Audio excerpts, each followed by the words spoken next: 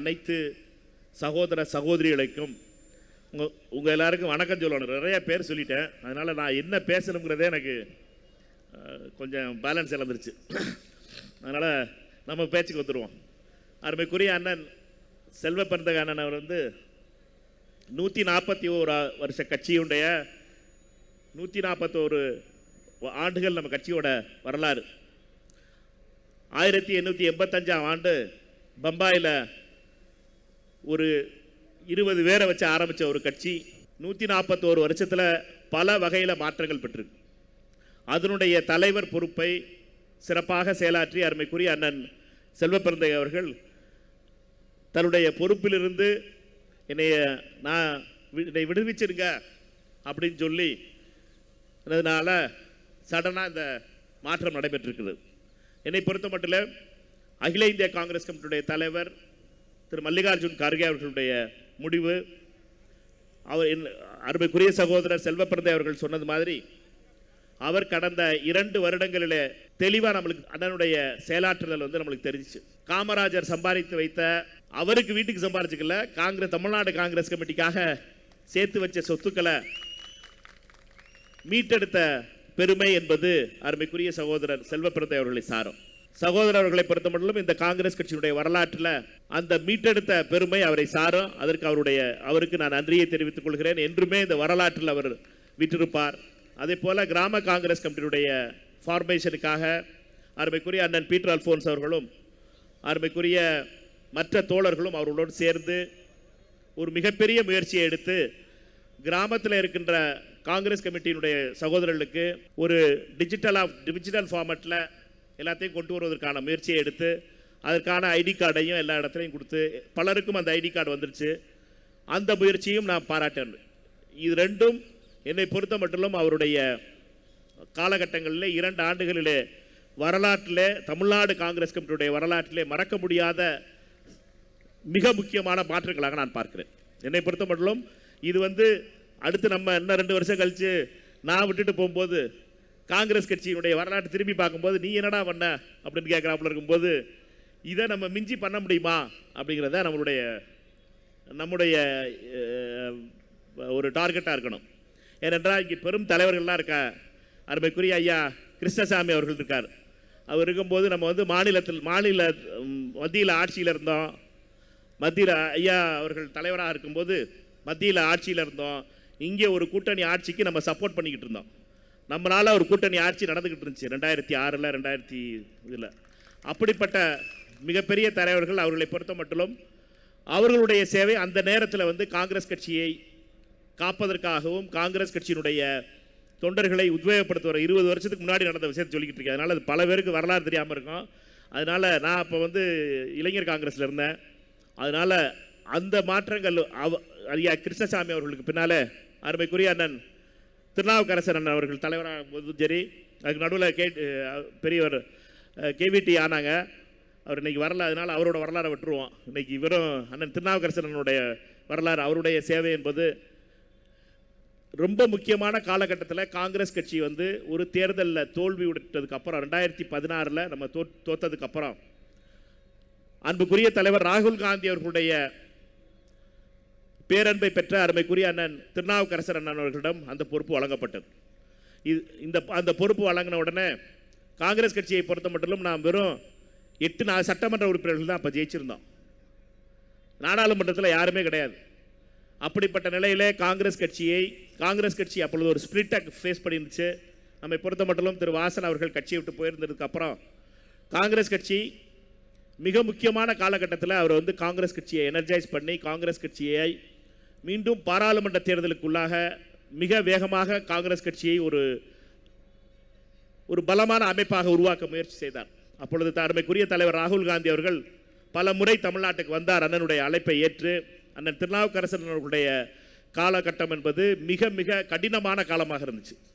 ஆட்சியில் மேலேயும் ஆட்சியில் இல்லை, கீழே நம்ம சென்னையிலையும் ஆட்சியில் இல்லை, எங்கேயுமே தூரத்துக்கு நம்மளுக்கு அதிகாரமே தெரியாத ஒரு திக்கு தெரியாத ஒரு இடத்துல நின்றுக்கிட்டு இருந்தோம்.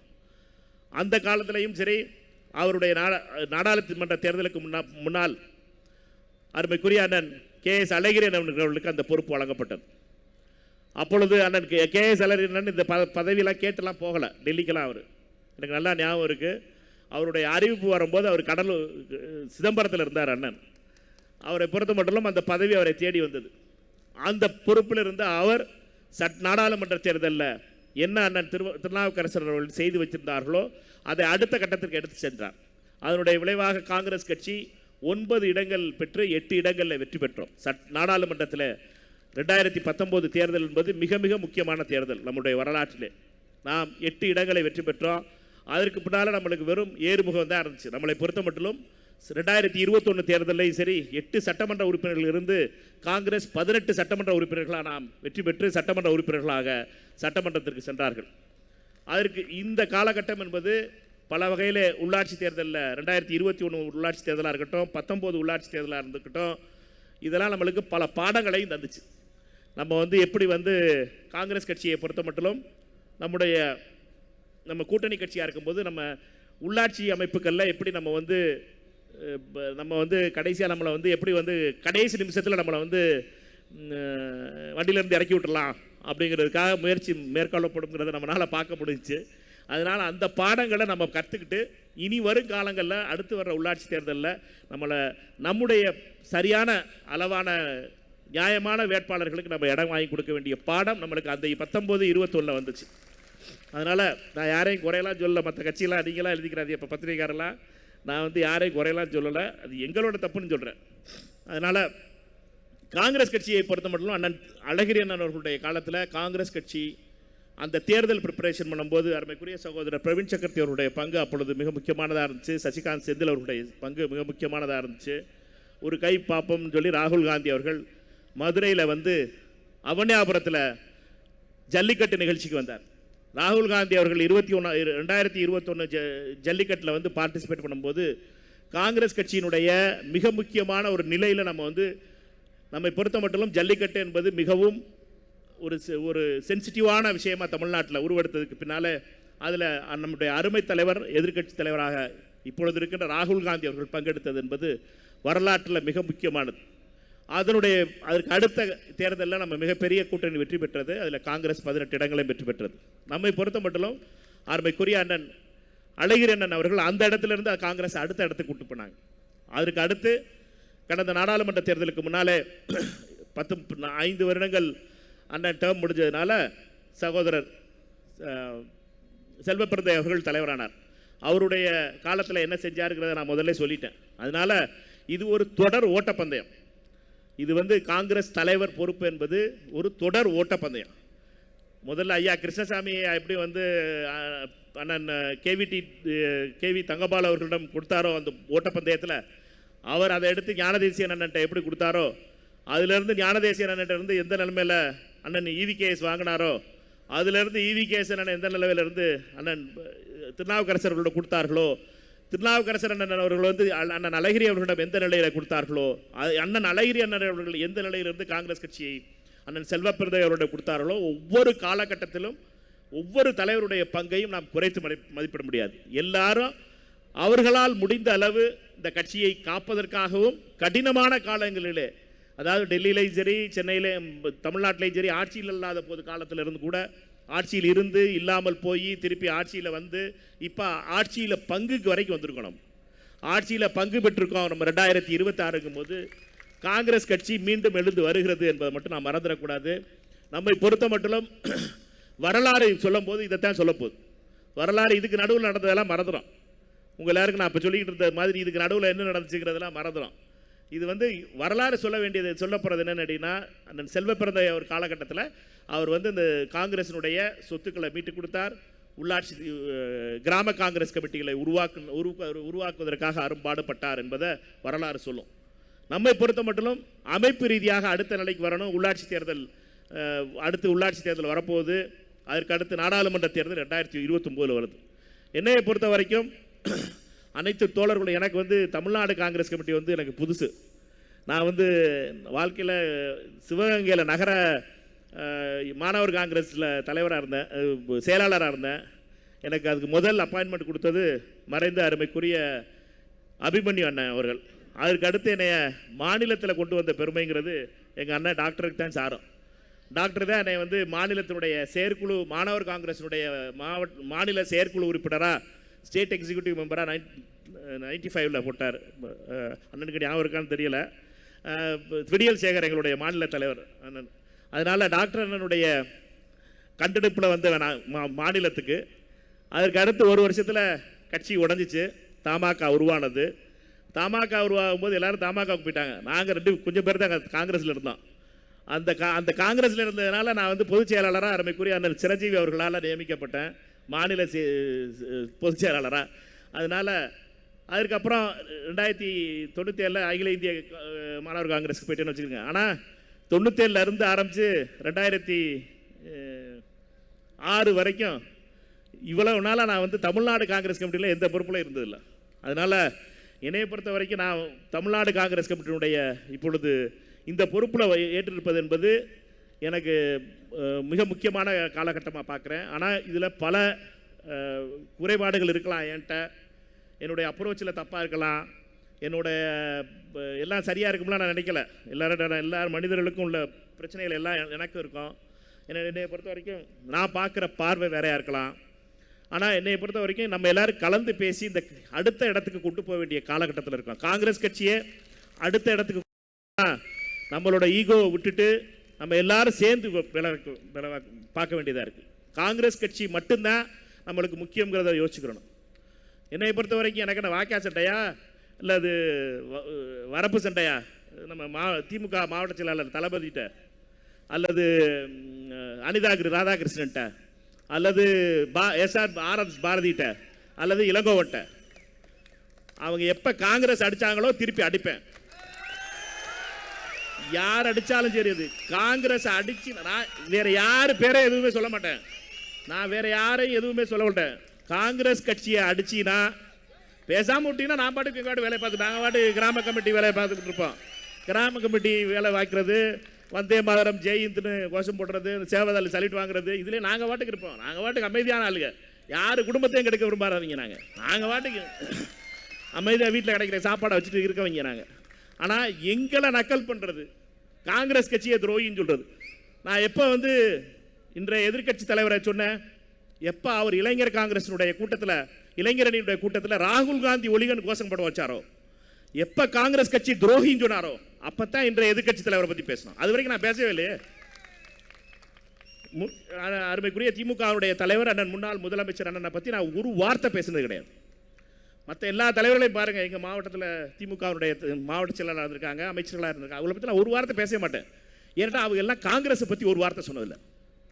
காங்கிரஸை தொட்டினா திருப்பி அடிப்போம். அது யாராக இருந்தாலும் சரி, அது திமுகவாக இருந்தாலும் சரி, அதிமுகவாக இருந்தாலும் சரி, அது பிஜேபியாக இருந்தாலும் சரி, இந்த நேற்று வந்த கட்சியில் இந்த பாமகவாக இருந்தாலும் சரி. இன்றைக்கி பார்த்தீங்கன்னா அன்புமணி நாடாளுமன்ற உறுப்பினர் அன்புமணி சொல்லியிருக்காரு, ராகுல் காந்தி வந்து மேததாகில் வந்து வனம்லாம் அழிய போகுது, அந்தமானில் இருக்க அந்த மாதிரி அதுக்கு மட்டும் குரல் கொடுத்தார், இது கொடுக்க மாட்டான். இது என்ன, இது ஒரு படித்தால் பேசுகிற பேச்சா?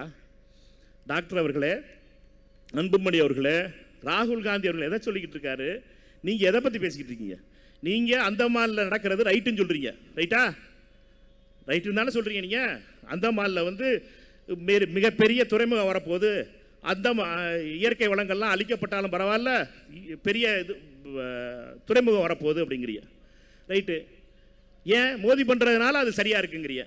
அப்படின்னா நீங்கள் சொல்கிற அதே லாஜிக்கு மேததாகு அணை கட்டும் போது டிகே சிவகுமார் செய்கிறதுனால அது ரைட்டுன்னு சொல்லிட முடியுமா? ரெண்டுமே தப்பு. எங்களை பொறுத்த மட்டும் அவர் செய்கிறதும் தப்பு, இவர் செய்கிறதும் தப்பு. இதில் வெட்டி அதுக்கு ராகுல் காந்தி எழுத்து விடணும். ராகுல் காந்தி அவர்களை பொறுத்த மட்டும் தமிழ்நாடு காங்கிரஸ் கமிட்டியினுடைய தொண்டர்களுடைய விருப்பம் என்னவோ அதை செய்யணும்னு அவர் சொல்கிறார். நாங்கள் எங்களை பொறுத்த மட்டும் மிக தெளிவாக இருக்கிறோம். மேததாகு அணை கட்டக்கூடாது, கட்டுவதற்கு ஒரு செங்கலை கூட எங்கள் அமைச்சர் உயர்கல்வித்துறை அமைச்சருடைய வார்த்தையை சொல்லணும்னா ஒரு செங்கலை கூட வைக்க விட மாட்டோம் அப்படிங்கிற வார்த்தை. அது மாதிரி எங்களை பொறுத்த மட்டும் நிலையில் நாங்கள் தெளிவாக இருக்கோம். இதுக்கு நடுவில் நீங்கள் எதுக்கு அன்புமணி அவர்களை வந்து மோதிக்கு ஜாலரா அடிக்கிறோம்னு சொல்லிட்டு ராகுல் காந்தி எழுத்து விட்றிய?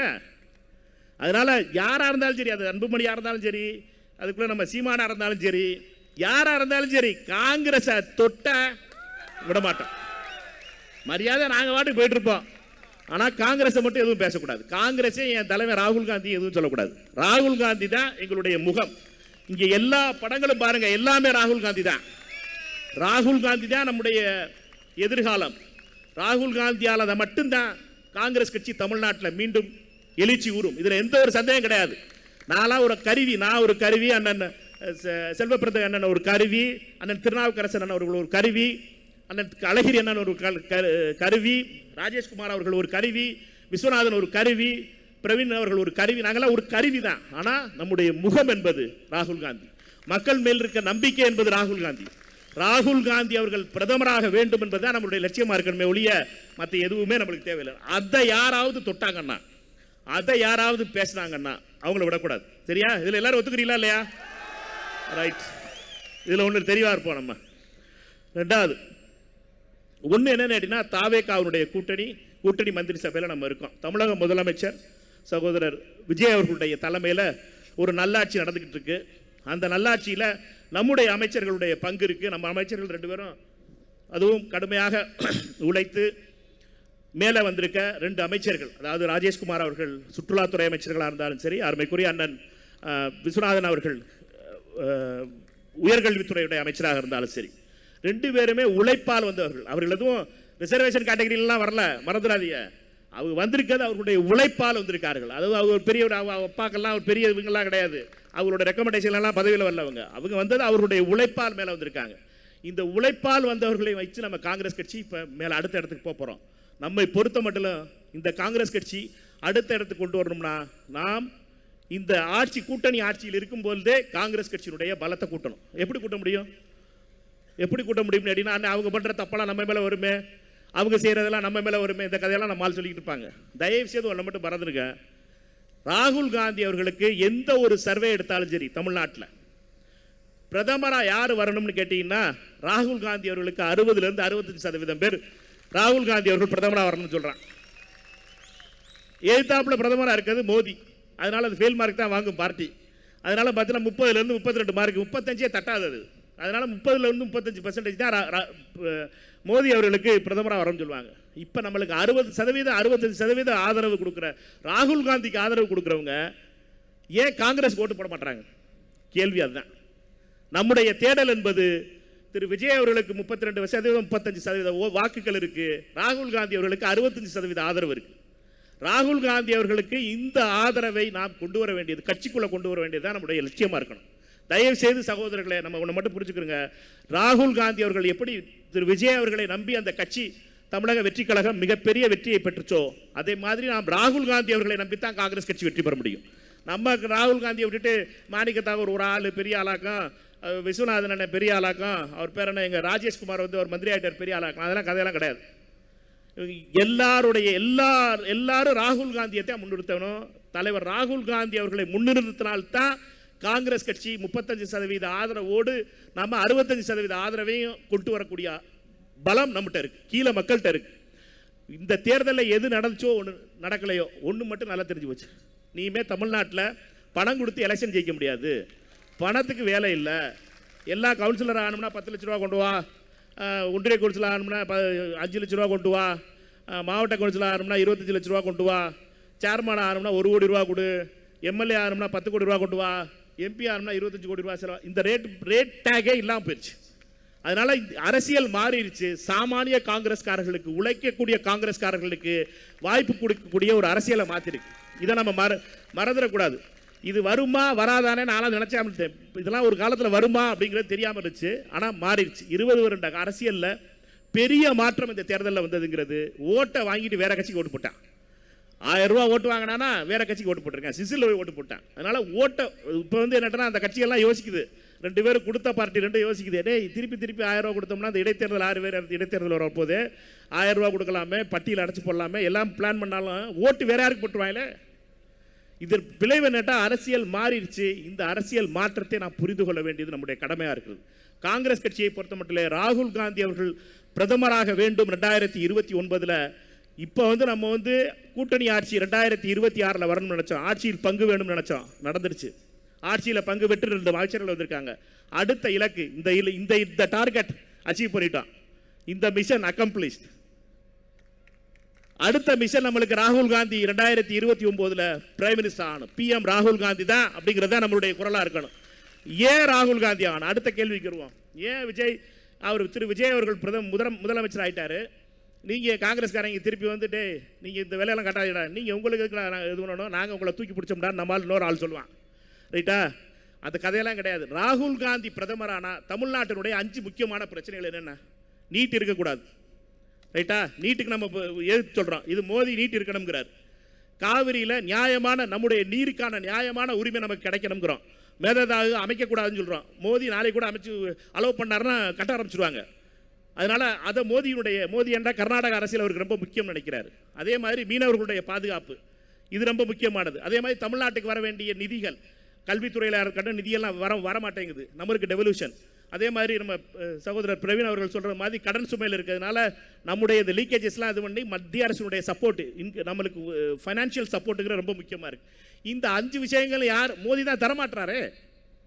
மோடி தான் தமிழ்நாட்டுக்கு தரமாட்டுறாரு. இந்த 5 விஷயத்தை பண்ண மாட்டேங்கிறாரு. 12 வருஷத்தில் மோடி இது 5 விஷயத்தை பண்ண மாட்டேங்கிறாரு. யார் பண்ண போறா? ராகுல் காந்தி பண்ண போறார்.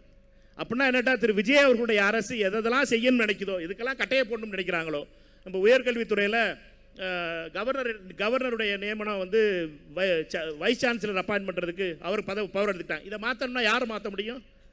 ராகுல் காந்தி அவர்களால் தான் மாற்ற முடியும். ராகுல் காந்தி பிரதமரானால் இந்த விஷயங்கள்லாம் மாறும். இதை நம்ம தெளிவாக சொல்லணும். காங்கிரஸ் தோழர்கள் எதற்காக திரு விஜய் அவர்கள் தமிழ்நாட்டில் ஆட்சிக்கு வந்தாச்சு, அவரை ஆட்சி நடத்த விடாமல் தடுத்து கொண்டு இருக்கின்ற கூட்டத்தை அந்த அரசு, மத்திய அரசில் இருக்கிற மோடி அரசை வீட்டுக்கு அனுப்பினோம்னா தான் தமிழ்நாட்டுக்கு நல்லது வரும். இந்த செய்தியை நம்ம சொல்லணும். இந்த நேரட்டிவை நம்ம கீழே பில்ட் பண்ணணும். நம்மை பொறுத்த மட்டும் இந்த சண்டை 2029க்கான சண்டை 2 தான்.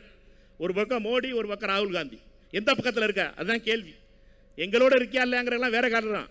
ராகுல் காந்தியோட இருக்கியா, மோடியோட இருக்கியா? இதுதான் கேள்வி. யார் தமிழ்நாட்டில் எங்கிட்டு இருக்கீங்கிற முடிவு பண்ணிக்க. அண்ணன் எச் ராஜாவோட சேர்ந்து மோடியை சப்போர்ட் பண்ணுறியா, பழனிசாமி என்ன மாதிரி பண்ணு, மக்கள் ஓட்டு போடுவாங்கல்ல உனக்கு. அப்புறம் எங்களை பொறுத்த மட்டும் எங்களுடைய முகம் ராகுல் காந்தி. ராகுல் காந்தி தான் பிரதமர் வேட்பாளர். இப்போ பிரதமர் வேட்பாளர் அவருக்கு வாக்களிக்க வேணும்னா காங்கிரஸ் கட்சிக்கு ஆதரவு தாருங்கள்.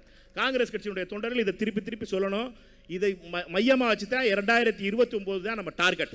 நம்ம டார்கெட்டில் 40க்கு 40 அடிக்கணும். அதுதான் நம்மளுடைய டார்கெட்டாக இருக்கணும். புதுச்சேரியும் சேர்த்து சொல்கிறேன். அங்கே மாநில தலைவர் அண்ணன் வைத்தியலிங்கம் இருக்கார். ஆனால் அவர்கிட்ட கேட்காமலே நம்ம சொல்லலாம். பொறுப்பாளர் இங்கே இருக்கிறதுனால நம்மை பொறுத்த மட்டும் நம்முடைய டார்கெட் அதாக தான் இருக்கணும். 2029 பாராளுமன்ற தேர்தல் நம்ம எப்படி ஜெயிக்க போகிறோம், அதற்கான நேரட்டிவை எப்படி பில்ட் பண்ண போகிறோம் அப்படிங்கிறது தான் ரொம்ப முக்கியம். உள்ளாட்சி தேர்தலை பற்றி முதல்ல பேசிட்டோம். பொதுச் செயலாளர்கிட்டையும் முக்கிய தலைவர்கள்ட்டையும் அதை பேசி உள்ளாட்சி தேர்தலுக்கு காங்கிரஸ் கட்சி எப்படி நம்ம தயார் செய்யணும், எப்படி இந்த கூட்டணியில் தாவேகாவுடான கூட்டணி மரியாதையான கூட்டணி, நம்ம ஒன்றை மட்டும் மறந்துடக்கூடாது. மரியாதைன்னு ஒரு வார்த்தை பேசிக்கிட்டே இருக்கோம் திருப்பி. உண்மையிலேயே மரியாதையான ஒரு கூட்டணி அமைஞ்சிருக்கு. அந்த மரியாதையை நம்ம கெடுத்துக்கிட்ட கூடாது. நம்மளும் அவங்களும் நம்மளை கெடுத்துக்கூடாது. நம்மளும் அந்த மரியாதையை மெயின்டைன் பண்ணணும். ஏன்னுட்டா நம்ம எல்லாருக்கும் தெரியும். நான் அடிக்கடி விருதுநகரில் மதுரையெல்லாம் சொல்கிறாப்புல தான். காங்கிரஸ்காரனை பொறுத்த வரைக்கும் பார்த்தீங்கன்னா, ஊரில் யாருப்பா காங்கிரஸ்காரன் கேட்டிங்கன்னா, ஊரில் மரியாதையான ஆள் யார் இருக்கானோ அவெல்லாம் காங்கிரஸ்காரனாக இருப்பான். மற்ற சொத்துக்கு ஆசைப்படாதவெல்லாம் காங்கிரஸ்காரனாக இருப்பான். சாதாரண குடும்பத்தில் இருக்கவங்களா இருப்பாங்க. ஆனால் மரியாதையான ஆள் இருப்பான். அவர் வந்து நல்ல மரியாதையான ஆள்ப்பா, அரசியலில் இருக்காருப்பா காங்கிரஸ். ஆனால் சம்பாதிக்க தெரியாது, பொழைக்க தெரியாத ஆள்ப்பா, பொழைக்க தெரியாத பார்ட்டி அது அப்படிமா. ஆனால் அப்படி இருக்கிறது தான் காங்கிரஸ். அதுதான் காங்கிரஸ், அதுதான் நம்மளுடைய டிஎன்ஏ. இதை மட்டும் மறந்துடாது. பொழைக்க தெரியாத இருப்போம். இதில் என்ன ஆகிப்போகுது? அதுக்கு தானே காமராஜர் சொத்து சேர்த்து வச்சுட்டு போயிருக்காரு. அதை காத்து அண்ணன் கொடுத்துருக்காருல்ல. இப்போ காங்கிரஸ் கட்சியை பொறுத்த மட்டும் நம்ம எதையும் எடுத்துகிட்டு ஓட விரும்பலை. நம்ம வந்து நம்மளால் இருக்கதை அப்படி நல்லது நடந்தால் போதும் அப்படின்னு நினைக்கிறோம். அதனால காங்கிரஸ் கட்சி நல்லவர்கள், மரியாதையானவர்கள் தான் ரொம்ப முக்கியமானது. உள்ளாட்சி தேர்தலில் நம்மை பொறுத்த மட்டும் தாவேகாவுடான கூட்டணி என்பது நமக்கு தொடரும். நம்ம பொறுப்பாளர் தெளிவாக சொல்லி எழுதி கொடுத்துட்டு போயிட்டாரு. You had given it in writing that we are continuing in the alliance with TVK for the local body elections also. That only I am saying it. Therefore, it's very clear. Let us not confuse anything. நம்ம confuse பண்ண வேண்டியதில்லை.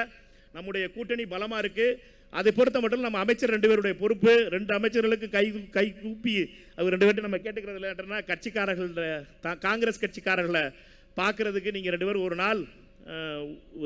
ஒவ்வொரு நாள் இங்கே இருக்கணும். பொறுப்பாளர் முதல்ல சொன்னார். நான் இன்னைக்கு கேட்டுக்கொள்கிற 2 பேர்ட்டையும் வாரத்தில் ஒரு நாள், செவ்வாய், புதன், வியாழன், இந்த 3 நாளில் ஒரு நாள் அமைச்சர்கள், உயர்கல்வித்துறை அமைச்சர் ஒரு நாள் இருக்கதா இங்கே உத்தரவாதம் கொடுக்கணும்.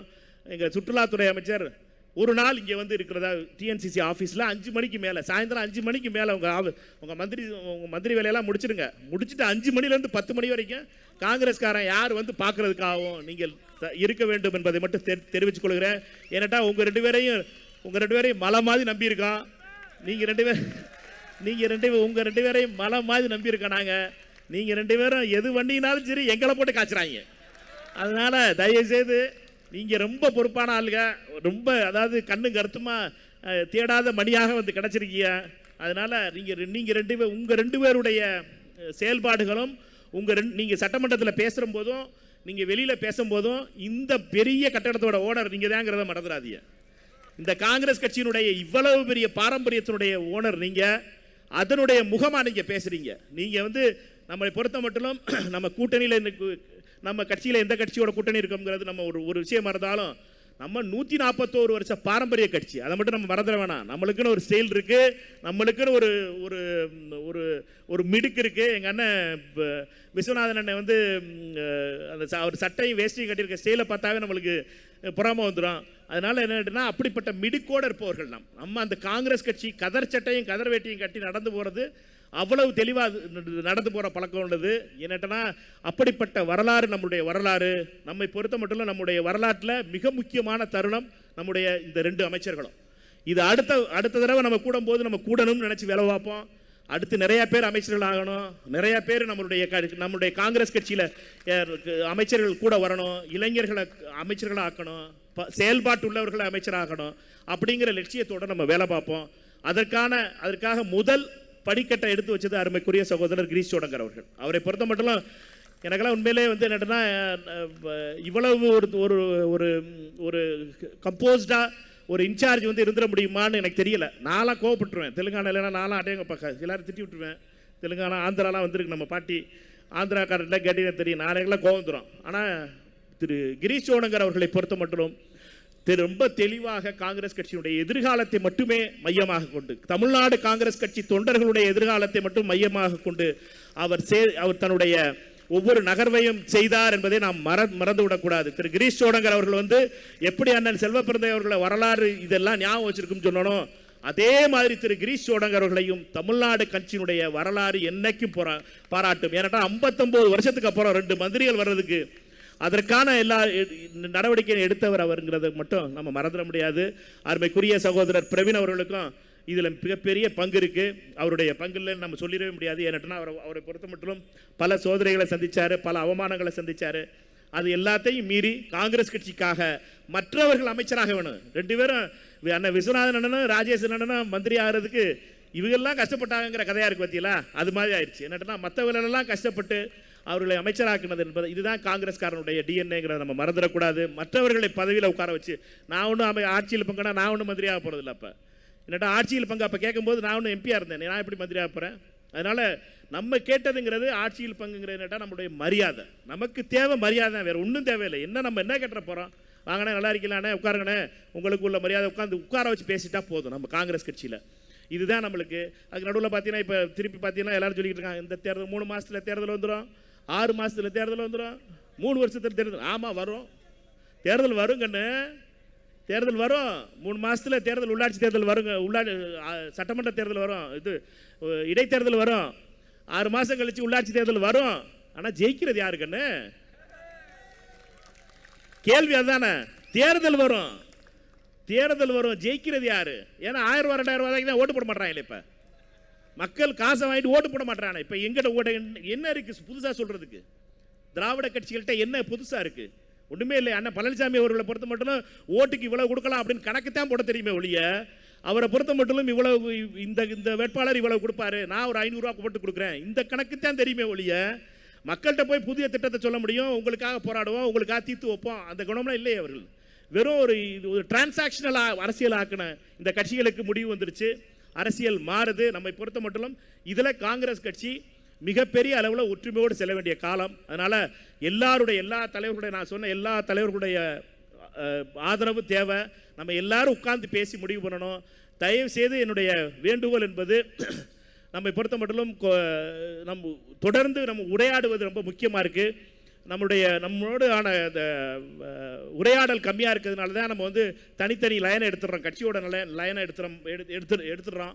அது இருக்கக்கூடாதுன்னு நினைக்கிறேன். காங்கிரஸ் கட்சியினுடைய நிலை என்பது, தமிழ்நாடு காங்கிரஸ் கமிட்டியுடைய நிலை என்பது ஒரு நிலையாக இருக்கணும். என்னை பொறுத்தமட்டிலும் அதை வந்து அகில இந்திய காங்கிரஸ் கமிட்டி தலைவர்கிட்டையும் அதான் சொன்னேன். நீங்கள் வந்து நிறையா அதில் வந்து சில லேயர்ஸை உருவாக்கி கொடுக்கணும், கோர் கமிட்டி போடணும், பிஏசி போடணும், இன்னொரு சப் கமிட்டி ஆர்கனைசேஷன் போட வேண்டியது இருக்கும். ஏன்னு அப்படின்னா இந்த 2-3 அமைப்புகளை உருவாக்கினா சீனியர்ஸ்லாம் அட்வைசரி ரோல் கொடுக்கணும். இது நம்ம துடிப்புமிக்க இளைஞர்களாக இருக்கிற சகோதரர்கள், நாடாளுமன்ற உறுப்பினர்கள், சட்டமன்ற உறுப்பினர்களுக்கெல்லாம் வேற ரோல் கொடுக்கணும். எல்லாரும் கலந்து பேசி காங்கிரஸுடைய நிலையை எடுத்தோம். இது பெரிய டீம் ஒர்க்காக தான் இருக்க முடியும் ஒழிய தலைவருங்கிற என்னட்டா டாஸ் போட போகலாம், கேப்டன் மாதிரி போய் டாஸ் போட்டு வரலாம். அதை தவிர வேற எதுவும் தலைவரால் எதுவும் பண்ண முடியாது. நம்மை பொறுத்த மட்டும் எல்லாரும் சேர்ந்து தான் ஒர்க் பண்ண முடியும். காங்கிரஸை பொறுத்த மட்டும் இந்த டீம் காங்கிரஸ், தமிழ்நாடு காங்கிரஸ் வந்து மிக முக்கியமான சக்ஸஸ்ஃபுல் டீமாக இருக்கணும். இந்த டீமை பொறுத்த மட்டும் 2029 தான் நம்மளுடைய லட்சியம். 2029 39 அடித்து தட்டணும். அடித்து தட்டி 39க்கு 39 இந்த கூட்டணி வெற்றி பெறணும். காங்கிரஸ் கட்சியினுடைய நாடாளுமன்ற உறுப்பினர்களை எண்ணிக்கையை அதிகமாக்கணும், புதியவர்களுக்கு வாய்ப்பு கொடுக்கணும், சாமானியர்களுக்கு வாய்ப்பு கொடுக்கணும். இதுதான் நம்முடைய லட்சியமாக இருக்கணும். ராகுல் காந்தி அவர்களை பிரதமராக்கணும். இதை மட்டும்தான் நம்முடைய லட்சியம். இது எல்லாத்தையும் உங்கள் நாட்டையும் சொல்கிறதுல ரொம்ப மகிழ்ச்சி. எனக்கு பொறுப்பு கொடுத்த அருமைக்குரிய அகில இந்திய காங்கிரஸ் கமிட்டியுடைய தலைவர் பெரியவர் ஐயா மல்லிகார்ஜுன் கார்கே அவர்களுக்கும், அருமைக்குரிய அன்னை சோனியா காந்தி அவர்களுக்கும், எதிர்க்கட்சியினுடைய தலைவர், என்னுடைய நெஞ்சிலே என்றென்றும் விட்டிருக்கின்ற அருமை தலைவர் ராகுல் காந்தி அவர்களுக்கும், அருமைக்குரிய பிரியங்கா காந்தி அவர்களுக்கும், அருமைக்குரிய கேசி வேணுகோபால் அவர்களுக்கும், அருமைக்குரிய சகோதரர் கிரீஷ் சோடங்கர் அவர்களுக்கும் அவர்களுக்கு நன்றியை தெரிவிச்சுக்கிறேன். நீங்கள் வந்து அதுக்கு அடுத்து இப்போ வந்து வாழ்த்துறை வழங்க இருக்கிறாங்க எல்லா சீனியர் தலைவர்களும். நம்ம எல்லாரும் உட்காந்து முழுசாக வாழ்த்துறையெல்லாம் கேட்டுட்டு கடைசியாக போகிறோம். அடுத்து கடைசியாக ஒரு நன்றியுரை சொல்கிறதுக்கு முன்னாடி நான் ஒரு தடவை திருப்பி அவர்கள் ஏதாவது சொல்லியிருந்தாங்கன்னா அதுக்கு அதை சேர்த்து ஒரு தடவை பேசணும்ங்கிறத மட்டும் தெரிவித்து உங்கள் எல்லாருக்கும் நன்றி தெரிவித்து விடைபெறுகிறேன். நன்றி, வணக்கம், நன்றி, ஜெய் ஹிந்த்.